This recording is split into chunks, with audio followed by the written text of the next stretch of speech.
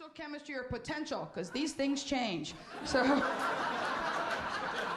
I mean it.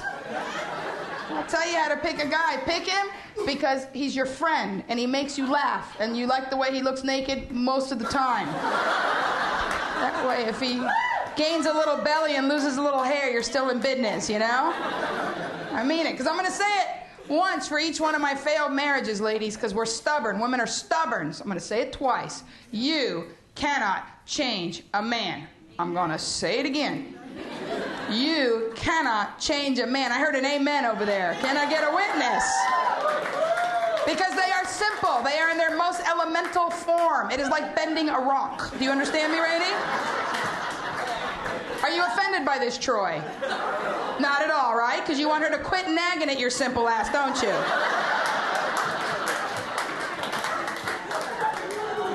You don't ask much, do you guys? What do you want to do? You want to eat till you can't move. You want to watch a sporting event uninterrupted. And you want to fart on a leather couch. That's what you want. Because you're children. You're overgrown children. That's what makes you beautiful. That's what you want. Let me tell you, if young girls think, oh, they'll outgrow this behavior. There's some judgmental female mindset that men grow up. I don't know what you're expecting, but I'll tell you right now, my dad's 63. He's still a booby googling gas bag. That's what he is. I swear, my dad can look at a woman breastfeeding and he'll be like, I know under that baby's head there's a nipple. I just know it. He's awesome. They never grow up. And we have to learn things. First of all, ladies, I'm serious. What's your name, ma'am? I like you, Meg. You're precious, Meg. There's like you've got a nice vibe. But can I be honest with you? You're a little bitchy. Can I just say that out loud? No, I read people. Because I can feel a vibration as I'm talking. She's like, no, I can change him a little. No, I can't. Don't even listen to her. Don't listen to her. Whose side are you on? You know whose side I'm on, Meg? I'm on the side of let's tell the truth, stay in love, and quit giving up our fucking furniture. That's the side I'm on. Because I lost an armoire and it stung, okay?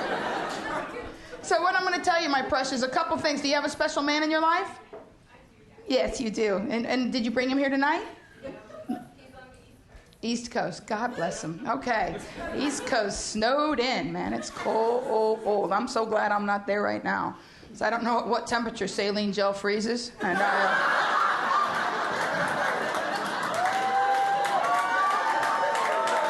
told you I was honest.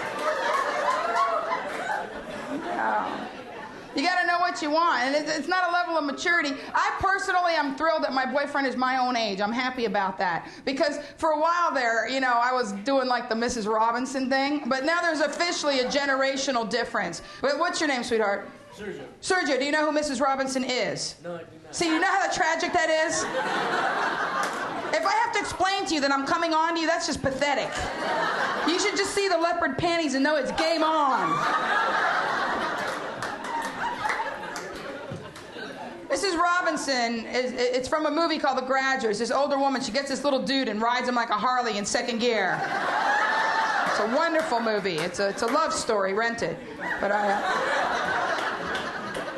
But there's a generational difference now, because little dudes, they're pierced, and if you can get over the piercing, they're tattooed, and if you can get over the tattoos, they shave their bodies, you know, they got their, I see them at the gym over there at the sports, I call it the sports erection, because you see them all shaved up and oiled up like little adventure people, you know, and I read in Maxim they shave their hoo-haws. I don't want to see that. It'd be like a baby bird, like,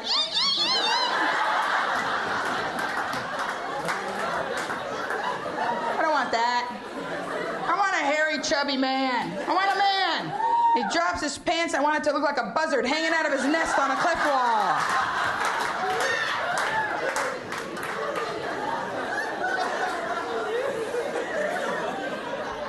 And ladies, you can't get what you want till you know what you want. Be honest with yourselves, ladies. Be honest.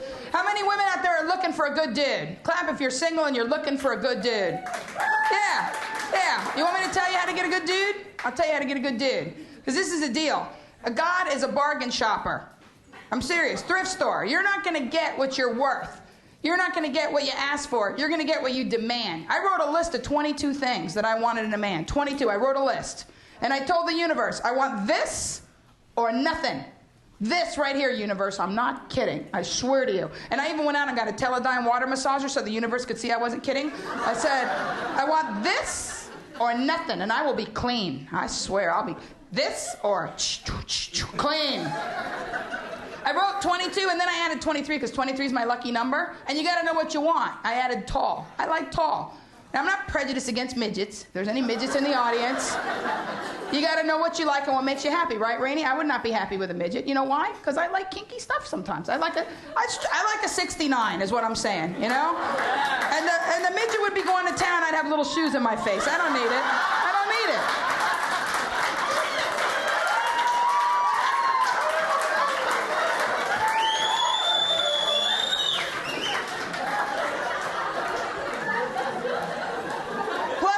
When couples fight in public, and if I had a midget husband, we would fight.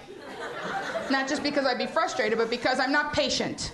And midgets hate when you pick them up. They hate it.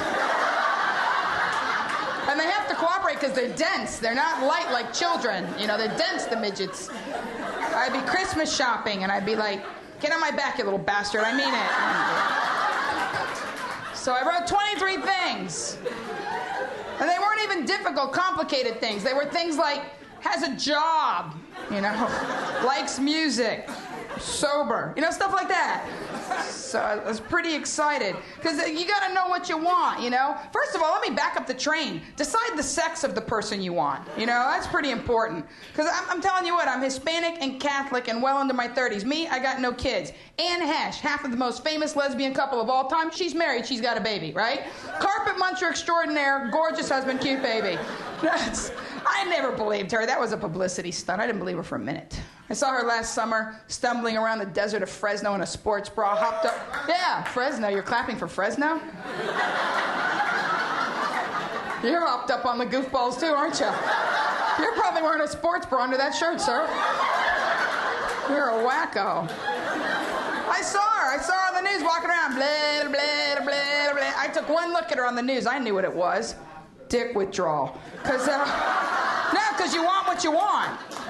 You want it and you can't fight it. You know, it happened to me once in a Vons. I was walking around and blah, blah, blah. Oh yeah, dick. I don't think they have that here. But you want what you want, and you have to admit that about yourself, and you have to go for what you want. That's the only way you'll ever be happy. It's the absolute truth, you know? I have some lovely lesbian friends, but there's nothing that a woman could do to me because a man is a man is a man. You know what I'm saying? You could lick me like a snow cone at State Fair, but But you can't simulate a man, you know? You can't simulate the smack of the bunnies. You know what I mean when I say bunnies, right, Troy? It's my favorite part of the man, the bunnies. Yeah, yeah. It's not like you can put wet cotton balls in a tube sock and go, you're tearing me up, Pam, you're killing me. A man is a man.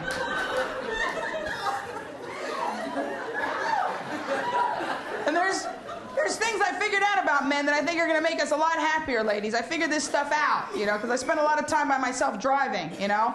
And I figured out that the reason why men and women fight about sex and money has nothing to do with sex and money. Those are symptoms of an imbalance in the mathematical universe. I'm so excited about this. I'm going to write a book. I'm the Einstein of love. For real. What's your name, sweetheart? Me? Yeah. Byron? Byron, you're completely clueless, aren't you? About a lot of things in life. Byron, don't be scared. Look, Troy's okay. Byron, this is going to make your life so easy. So easy. What you have to understand is when a man speaks, the ratio of thought to speech, 0.5 to 1. Every time you utter a sentence, Byron, half the words have left your lips unchecked, unfiltered, unthought about. They're just out there, wreaking havoc, like little invisible bullets, pelting the women and annoying you. It's not your fault. You can't help it. I don't know if it's that the outdoor plumbing is heavy, that it pulls on your lower spine and creates pressure on your medulla oblongata. I don't know, Byron, why it's that way. But it's the truth, and women laugh and laugh and laugh. But you know what? We're no better, ladies. The ratio of thought to speech with a woman, 15 to 1. Every time a woman utters a sentence, there were 15 potentials swirling around in her head at a high speed, picking up little houses and cows, and creating a tornado, what I call EGT, evil girl thoughts. And what happens is the man says something stupid. You will, Byron, you will, honey.